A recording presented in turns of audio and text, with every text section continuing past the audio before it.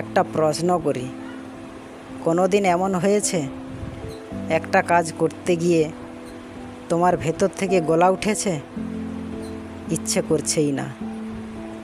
আর ঠিক একই কাজ কেউ হাসি মুখে করে ফেলছে চোখের পলকে। তফাৎটা কোথায় জানো? তাদের মনোভাবে। আমরা অনেক সময় বলি এই কাজটা ভালো লাগে না, মনে হচ্ছে চাপ কিংবা ইন্সপিরেশন পাই না। কিন্তু বাস্তবটা হলো, কাজ ভালো না লাগার আগে আমাদের মনোভাবটাই নেতিবাচক হয়ে পড়ে। ধরা যাক, অফিসে যেতে ইচ্ছে করছে না। কেন?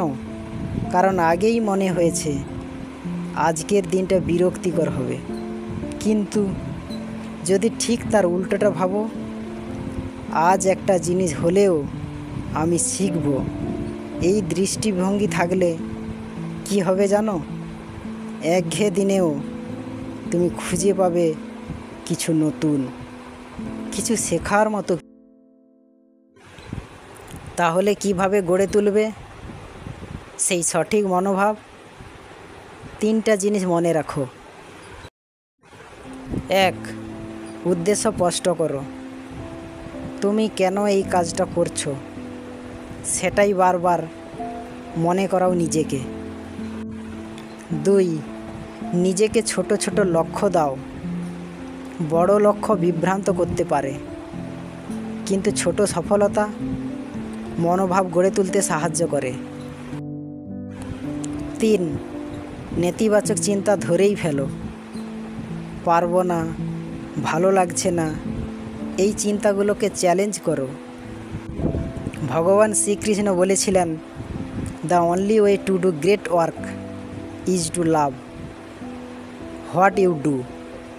এবং এই ভালোবাসা জোর করে আসে না, এটা আসে দৃষ্টিভঙ্গি থেকে। তুমি যদি প্রতিদিন ভাবো আজ কিছু শিখব, তাহলে ধীরে ধীরে সবচেয়ে একঘেয়ে কাজটাও তোমার কাছে অর্থবহ হয়ে উঠবে।